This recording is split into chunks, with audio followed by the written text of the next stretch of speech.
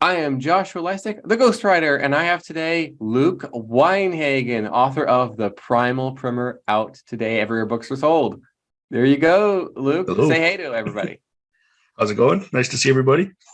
Awesome. The Primal Primer, survive anything, slay anxiety, and exit the system. So let's ask you the most obvious question, Luke. Sure. What's your book about? So my book is about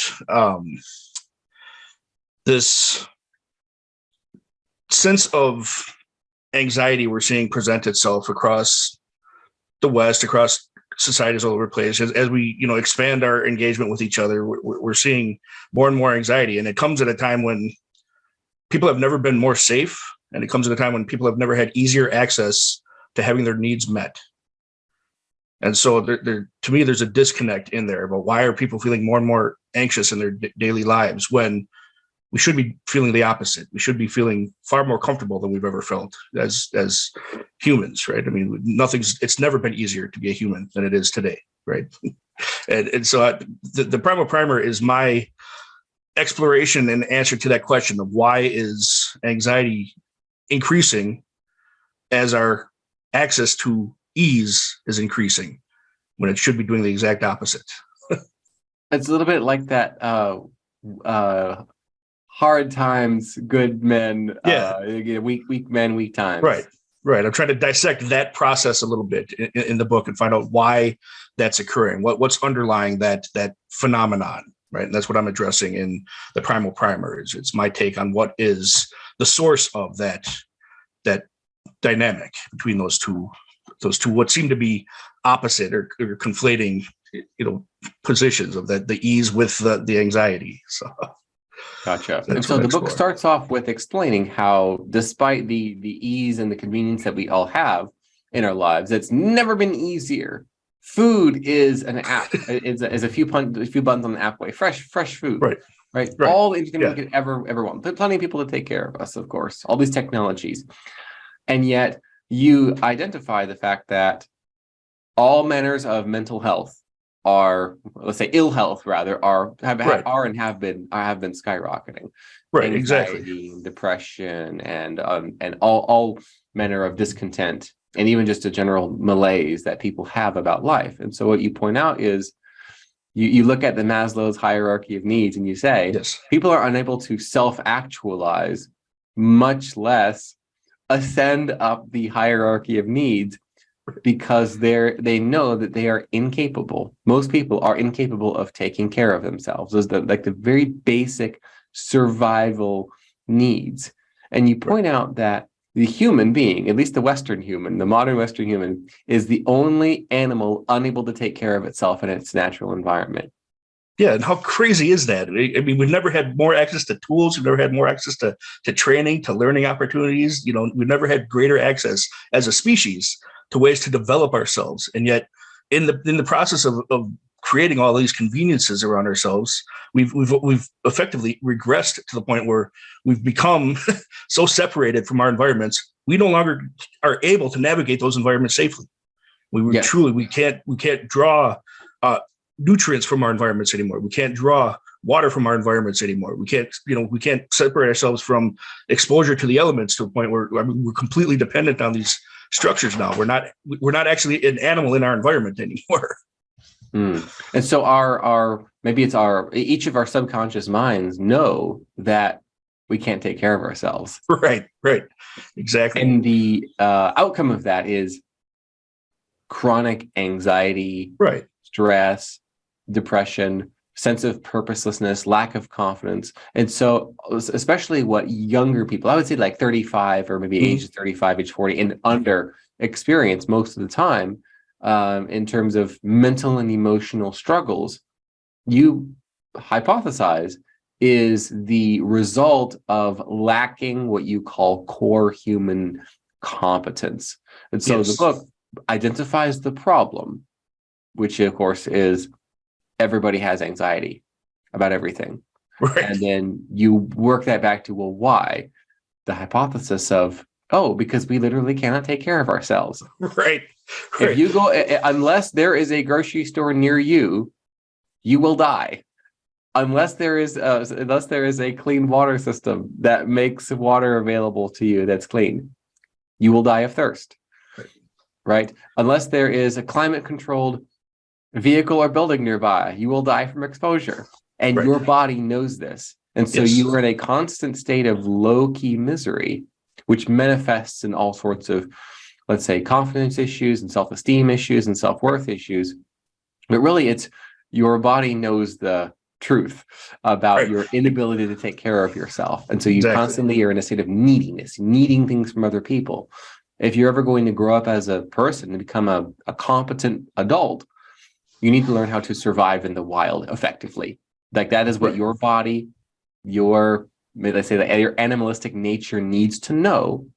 And then, of course, the rest of the book then lays out some of those, let's say, core human skills that had been passed down for hundreds of thousands of years, up until the end of World War II, when modern conveniences emerged, right? Yes, yeah, exactly. Yeah, it's what I perceive, or what I suggest is the minimum set of required skills to be a fully functional, fully developed adult human. Right?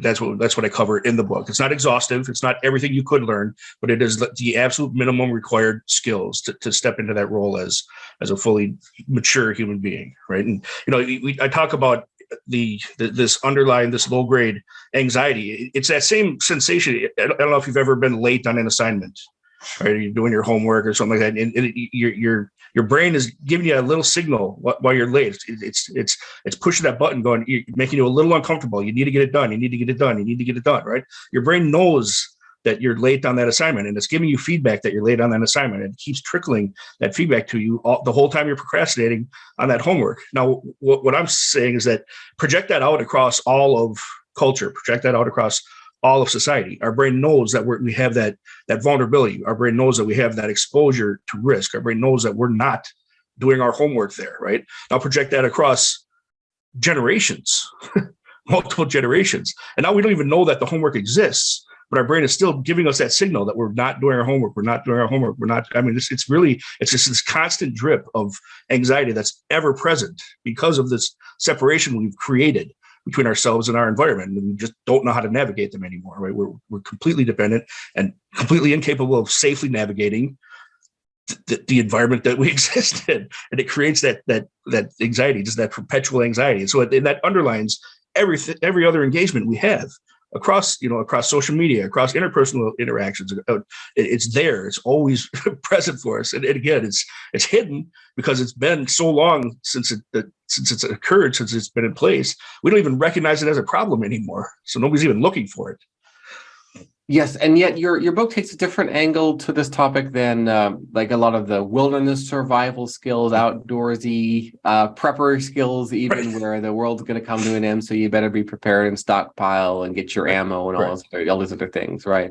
Yes. You don't argue that will happen, although a lot of people seem to get pretty close when supply chains were going this way, and then inflation's going this way, and everything's going sideways. And there was a real fear of, wow, maybe we should actually learn how to kind of raise our own food in our backyard anyway. Maybe we should learn these sorts of skills, right? Because we can't depend on the system. So the system broke. And so for the first time, recent generations have been able to see, oh, wow, maybe we can't trust others to take care of us. We can't trust institutions. We can't trust organizations and systems and publicly funded this, that, and the other infrastructure to take care of us. Right. But what the prepper crowd talk about is a lot of these skills and a lot of this knowledge, but it's almost in a hobbyist context or a conspiracy theorist mindset, where what you're saying is it's not like the world will come to an end. There's always a low-key possibility that it will get that bad, but we're not doing it because this thing might happen. So you better, know how to forage food in your backyard. What you're saying is your very nature as a mammal needs to know that your survival needs are taken care of, that you could be thrust into any survival situation and you would make it. Your biology needs to check that box in order for you to become a full-fledged adult. And there's so many indications that we haven't yet done that with regard to the anxiety, the depression, and the moodiness, and the someone take care of me sort of a vibe that many of us are giving off without even realizing it. And so you teach skills like how to make fire, for example, right, and how to find fresh water in the forest, or rather how to find and purify water that you can actually drink, and different edible plants, and hunting and dressing game, for example. So, and also things like situational awareness. I mean, that's a real concern. Either how not to get taken out by a wild animal, or somebody who's acting like a wild animal and has a loaded gun. Right, exactly. Yeah, it's so the separation between what I'm teaching and what are considered prepper skills or bushcraft or things like that, right? That's the practical or the practice of the things that I'm teaching. What I'm talking about, what I'm trying to present is that these are human skills. They aren't something extra we do above and beyond, being human. These are what actually makes us the human animal, is our ability to adapt to our environments and practice these skills or implement these skills of acquisition of resources like food and water, the skill of, protecting ourselves from the exposure of our environment. These aren't extra abilities we develop for fun. These are things that make us the human animal, right? We don't exist without them, right? We can get by without them now because we've built a lot of structure, a lot of convenience around ourselves, but we still, these abilities, these competencies are so essential to us being human that we pay a price for not having them, for not developing them. Even if we never use them, we have to know how to do them, is kind of the point here, right? It's like it's in order to address that anxiety that's ever present, we have to create enough competence to where our brain isn't triggering that gap, that sensation of you are vulnerable, you don't know how to do this, you're incapable, you're completely reliant on something other than yourself, right? I mean, that's always going on. The animal part of our brain is always sending us that signal, right? It evolved to do that. It evolved to pick up risks in our environment and give us a signal. I mean, that's its whole purpose. That's what that limbic system does. That's what the autonomic nervous system does, is picking up on cues around us and telling us to respond to those cues, right? And so developing these skills is our long-term response to that feedback, to the system, and we're neglecting it. We've abandoned developing these skills, and we're seeing around us the cost of that abandonment of these skills. Who seems to be resonating with the book the most? It's been out for about a month now. Who's picking it up and who's enjoying it? So that I've had some good feedback. I've been able to do some live classes with a couple different like homeschool groups that are reading through material, and they want me to come in and actually teach some of the skills themselves, right? So less the overall idea of it, but more of the actual skill sets, which is fantastic. I love, doing that kind of presentation work. I've been able to do a couple of presentations on the situational awareness side of things. That's being really popular, right? That's a big one that's not on a lot of people's radar. If you look at, if you mentioned Maslow's hierarchy, if we look at the hierarchy, that bottom layer, that first level of the hierarchy is that, the food, the water, the shelter, the actual physiological needs that you have to sustain your existence, right? And then that second level, that second layer of Maslow's hierarchy is the safety, the security, the things like that, right? And so those are really the two areas that I focus on the most, are the ones that the individual is capable of provisioning for that first and second layer of Maslow's hierarchy, right? And so that's that. So anyone that's had any interest in any of those aspects is giving me a lot of positive feedback about the material. So, and that's been fun, right? It's been fun to teach those classes. It's been fun to do those interactions. Excellent. So what has the book been doing for you, even just a few weeks already? What has it been doing for you personally? Right. It's been a great engagement point to get the conversation started with people, right? I mean, like I mentioned earlier, this stuff is really not on many people's radar. The survival stuff is on a lot of people's radar. We just went through a pandemic where there was risk of people losing access to grocery stores. There was risk of people having services shut down and being denied this and that. So it's very present on people's minds right now that these needs exist and that having access to those needs can come into question. But the book, having the book in place, is allowing me to take that conversation back that one level deeper and going, the development of these skills is not just about your day-to-day how do you get food? It's about how do you exist as a human in the environment that you're in in a healthy way. How do you safely navigate these unsafe environments that surround us all the time? Right. And so that's really what the book is allowing me to do, is it's allowing me to have that conversation on top of the actual provision of resources and how do we gather, how do we make the rope? How do we make the fire? Things like that. Those are great points to talk on, but it's allowing the conversation to go deeper than that on the whys of those things are important. Gotcha. So what's next for the book? What's next for this journey for you as an author? My goal right now is to have as many of these types of conversations as possible. I want to talk to as many people like you and again, get the concept out there as broadly as I can. Right. I mean, the whole goal here is to help alleviate that anxiety and that depression and all this. Right. I want to, and I can only do that if I get in front of people.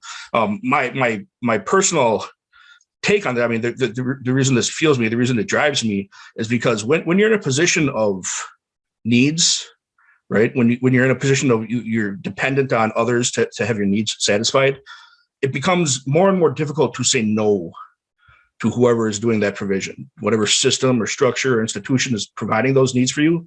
It becomes harder and harder for you as an individual to deny them or say no to them in response to anything, right? And if you can't say no, then you're actually not cooperating. You're doing something other than cooperation. So my big passion here is trying to create, rebuild, and preserve the opportunity for cooperation across all human interaction, right? But in order to do that, we have to address all these underlying issues like the anxiety and the dependence and things like that. So it's really this, the book and talking about the book, and it's being fantastic because it gives me a lever point, a touch point to start having that conversation with people as well, right? We can address the needs, we can address the actual foundation of what it means to be a human animal and exist in safely navigate dangerous environments, right? Because we're surrounded by danger all the time. Walking down the street, there's thousands of pounds of vehicles moving next to you. Even though we consider ourselves safe, if you actually look around, we're very much in dangerous environments all the time, right?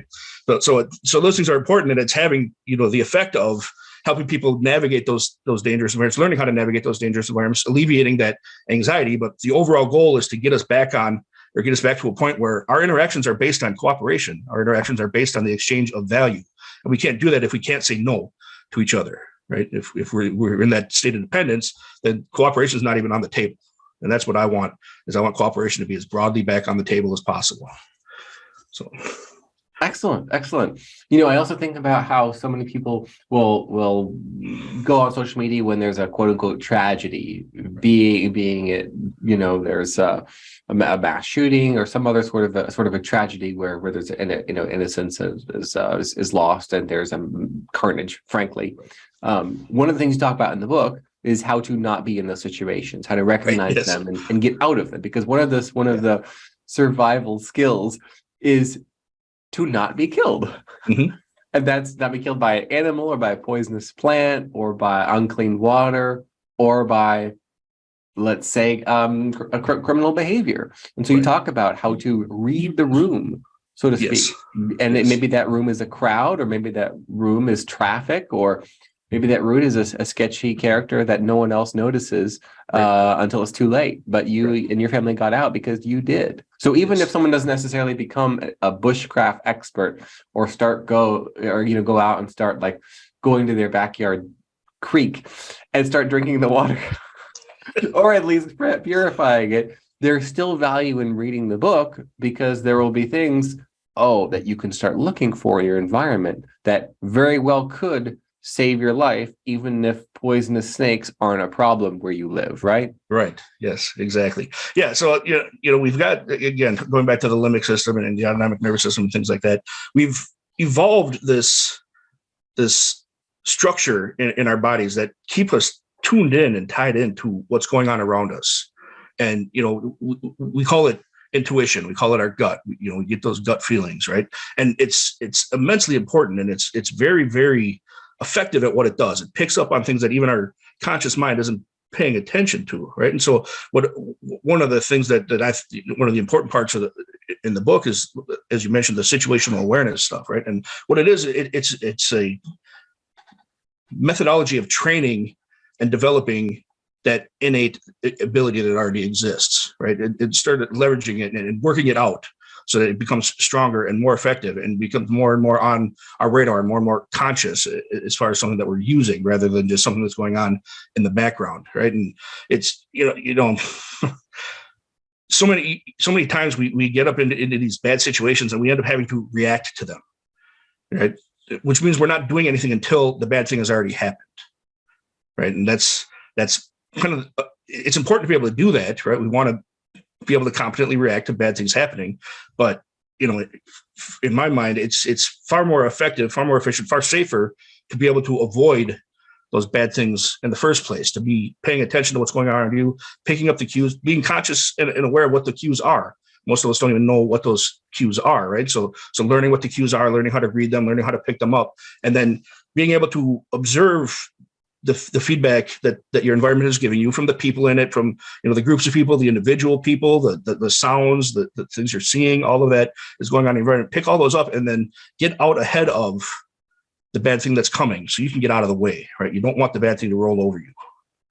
That's always the worst case scenario, right? But if we can pick up enough of these cues, pay close enough attention to what's going on around us, and that's what situational awareness means, right? That's what we're building there.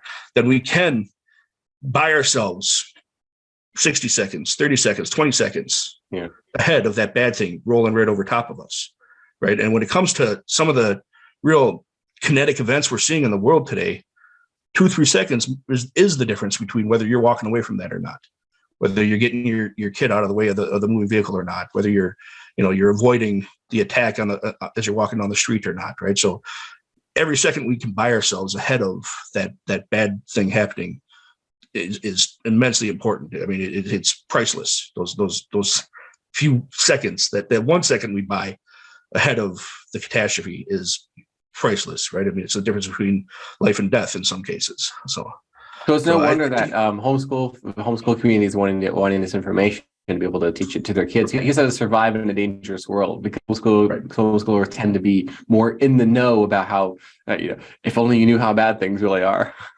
They tend to be a little more in the know about the status quo of a falling, a collapsing, civilization, the West, and that given the hard times we're in, we need to have strong adults who can take care of themselves, and that means not being a victim. That means knowing how to take care of yourself. That means not being petrified by fear, for example, by using it as a tool to guide you, and kind of a reorientation of your senses into something that serve you, rather than be something that you try to sound out or deaden by distractions. Right. Yeah, and one of the big, I guess, problems that I'm seeing in a lot of ways right now is people are really unskilled at regulating their emotions, and they're also really unskilled at regulating their attention, and both of those are coming from that feedback system, that limbic system, right?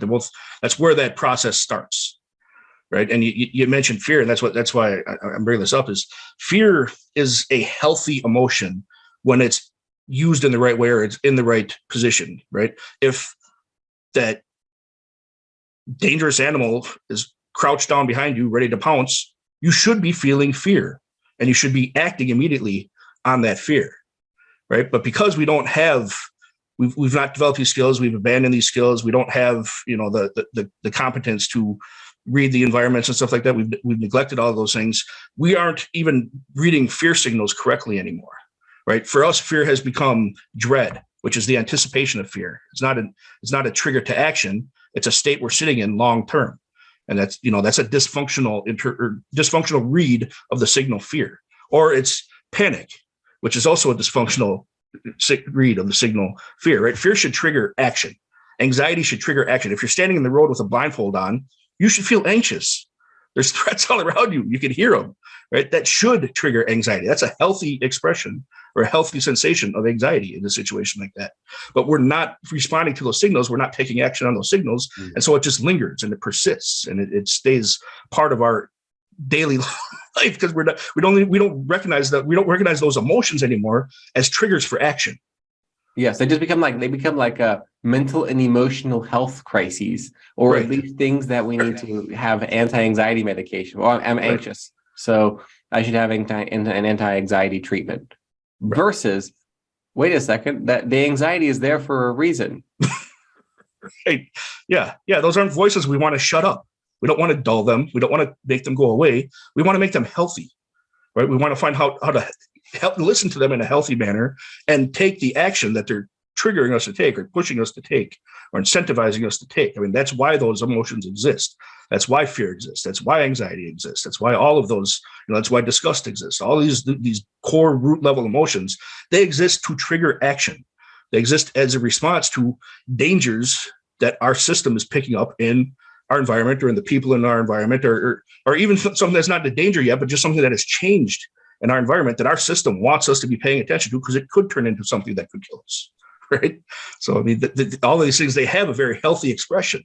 So, right now, I was reading an article a week ago, and it was saying that that anxiety medication is the most commonly prescribed mental health medication across the West right now.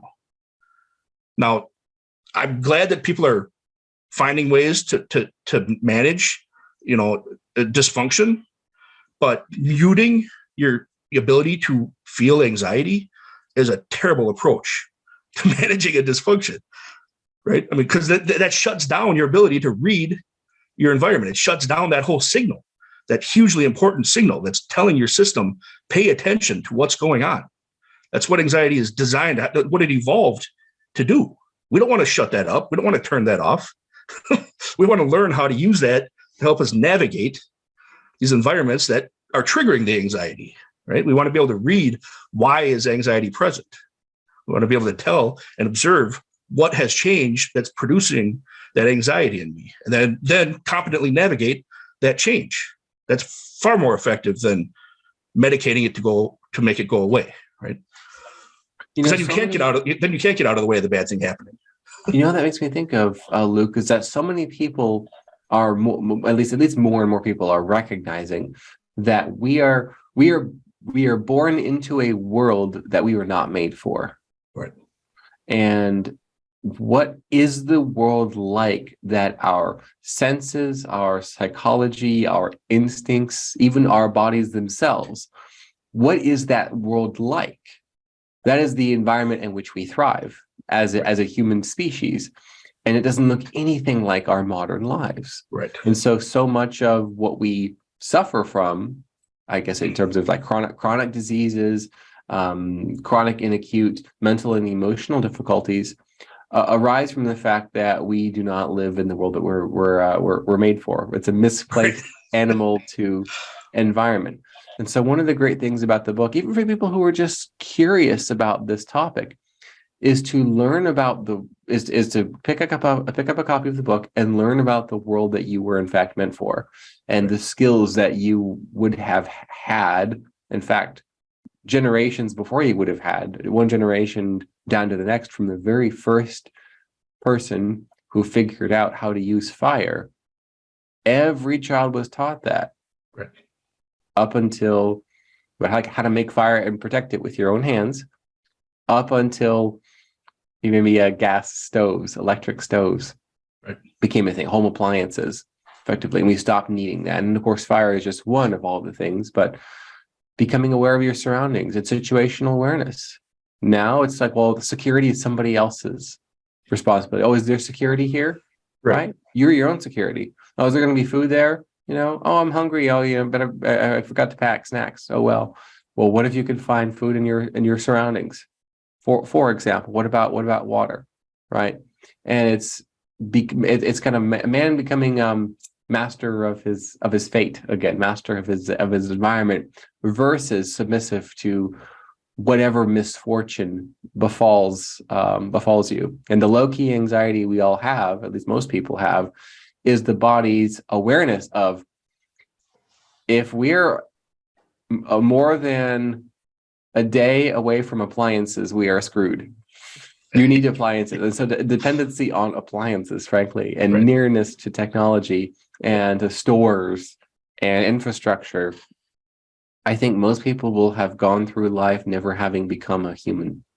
Yes. Yeah. And you mentioned that we're not living in an environment that matches the way we evolved to live, right? I mean, it's not a natural environment for us, right? But I still think it's possible to be comfortable and competent in, right? I don't think we have to give up the grocery store to be fully human, right? What we need to do is rebuild that minimum set of skills, right? That's what I talk about in the book, right? Is then things like then the conveniences become conveniences again. They become choices as opposed to dependencies, right? And I know that can be a tricky distinction, but because we have the option of getting our own food, let's say, right? We can go out and we can do the hunt, we can do the gather, right? Then the convenience store is just something that helps us get that without having to invest the extra calories and effort and energy and stuff into the self provision, right? It's just it's a leverage, it's a tool again, right? Whereas if we can't do the acquisition of the food ourselves, then our existence relies on that grocery store being there, right? And like you mentioned, it's spread everywhere right now. Food and safety are a phone call away for most people. We have water on a switch or a dial or a lever, right? Same thing with heat and electricity. They're all on buttons or dials or levers, right? That's not an environment that humans evolved to exist in a healthy way in, right? So we have to reestablish the healthy patterns in order to navigate this environment that is undermining those healthy patterns, right? We have to intentionally build the healthy patterns. It's like, how often do we need to lift really heavy objects anymore? We don't have to spend a lot of time doing that anymore. Yet our bodies, in order to express health, they need the stress of that. We have to go to the gym. We have to work out. Even though there's no actual environmental reason for us to maintain that levels of strength or speed or anything else, in order for our bodies to function best, we have to intentionally build or put ourselves under those kind of pressures, right? The same thing with our mind. We can Google just about anything anymore, right? It doesn't require a whole lot of thought to Google something. But in order to be fully functional, in order to really be able to, express optimum health, we have to retain and build and keep stressing our cognitive abilities, right? So we have to build the physiological abilities. We have to build the cognitive abilities, even though our environment doesn't necessarily expose us to stresses that require those things. The same thing is true about this middle piece, this piece of where the perceptions lie, where the emotions lie, where the attention lies, right? That midbrain, that limbic system. It requires that same kind of exposure to stress in order to express health maximally, as our physiological system does and as our cognitive systems do, right? So it's just that same concept applied to that missing piece that we've been ignoring, that we've not been paying attention to. And I think there's some sense that we all have, that there's a great aspect of life missing. And it seems like a lot of people will get that from entertainment, to try to live vicariously as a human through entertainment. I think especially we fellows, we probably know somebody who played a video game for 6 hours on a Saturday in a kind of an open world mode, in which the person spent 6 hours hunting and gathering and crafting inside of the video game. Right. Why? Because that's what you're supposed to do. Not, virtually, like we're doing it proxy, like, one level removed, but that's what we're supposed to be doing on a Saturday for 6 hours. Right. Is the hunting and the gathering and the crafting and the making the fire and the build, the crafting, and blazing the new trails through the forest, a faster trail, a safer passage, and exploring and learning.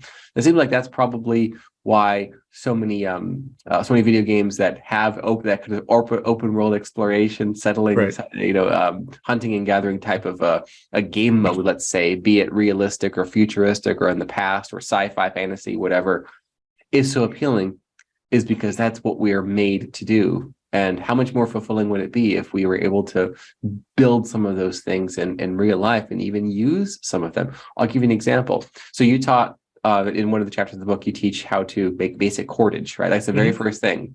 Mm-hmm. I made some cordage using a few twigs from my front yard, following what you taught on the chapter. I made like a simple little necklace, and I hung up a cross in my vehicle using cordage that I learned how to make myself. And every time I see that, like, oh yeah, I can totally survive in the wilderness.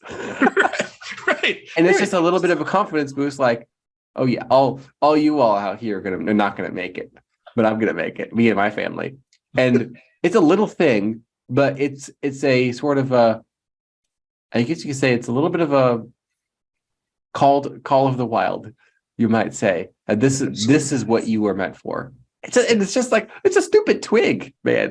But I pulled the bark like you talked about and how to create that basic thing, and that's a little reminder of what we are beneath all of the technologies and all the dressings and all of everything else, is that we're the human animal. And that is what is so wonderful about the Primal Primer is it reminds us that, and it gives us back what we have been otherwise had been lost to modernity, but you're bringing it back. Well, we are the human animal, but we've forgotten how to be that animal. We don't even know how to play in our environments anymore. We avoid them completely, right? And I think there's great value in spending time outdoors. I think that connecting with the actual natural environments around us, I think, is really important, just for a sense of stability and mental ease and things like that. I just think it's helpful, right? But regardless of that, just going back to the need, what you did, what you've experienced now is you've started changing your environment from a threat to a resource. You are doing that. You're not waiting for somebody else to do that. You now have the ability to begin to change your environment from a threat to a resource. And that's hugely empowering, no matter what's going on in the rest of your world, no matter what's going on in the rest of your life. That changes how you move through space, right? When you're looking around and all you're seeing is resource, resource, resource. And all you're seeing is, I know what's going on there. I know what's going on there. I know what's going on there. I recognize that. I recognize that. I recognize that. That's a much stronger position to be in than walking around going, this is going to kill me. This is going to kill me. This is going to kill me. This is going to kill me. That's a threat. That's a threat. That's a threat. That's a threat. I mean, it's a complete shift in how you view the world, how you see the world, how you navigate the world. And, again, that's why I believe it addresses that underlying anxiety, why it addresses that underlying depression. That's why it allows us to then, because we're surrounded by resources. We're not surrounded by limitations. So yeah, we can cooperate on things, on how we make, acquiring those resources easier, more effective, things like that. I mean, that's what opens up that kind of human interaction. And it opens it up inside of yourself. You stop seeing new relationships and new situations as scary. You see them as resources. And that one simple thing and that's just the first chapter, one of these skills of Cordage. Right. Instead of seeing, sticks and grass and twigs as like annoying brush and shrubbery or whatever, I should pay a landscaper to get rid of that. Right. Paying somebody else, that's modernity right there, right? Instead of an annoyance, it becomes a resource to make something with, to create something with. And you then bring that into because we're not really compartmentalizing as creatures. How we treat one situation is how we'll treat many others. When you bring that into your career or into your business life, seeing those resources, seeing those opportunities where other people are just too afraid to do something, you can go far, kid. Right. And so much of the stuff in the book, it's not hard to learn. It can be a lot of fun to learn. It's not hard to learn, right? I mean, realistically, most of us should know this stuff by the time we reach, our teens. We should be competent across all of the domains that I talk about in the Primal Primer, right? I mean, it's not real complex stuff, but I enjoy doing them with my kids. I enjoy teaching them to my kids. It's important that they're getting those kind of lessons from me that I never got from anybody else. So, we're trying to rebuild how to be that human animal and how to be a healthy human animal in our environments. And then take that with us into those environments that aren't our natural environments, aren't our natural habitats. If we can restore that underlying foundation of health, everything upstream from that is going to improve. And that's why I went as deep as I did. These are the bottom level competencies of being a human. It doesn't get lower than this. This is sustaining the existence of your life itself, right? It doesn't go lower than that. So if you're weak there, everything upstream from that is going to be weak. If you're strong there, everything upstream is going to get easier. Everything's going to be, easier to do, easier to navigate. Your interpersonal relationships are going to get easier because you have that really solid foundation as a healthy human animal. So. Yes.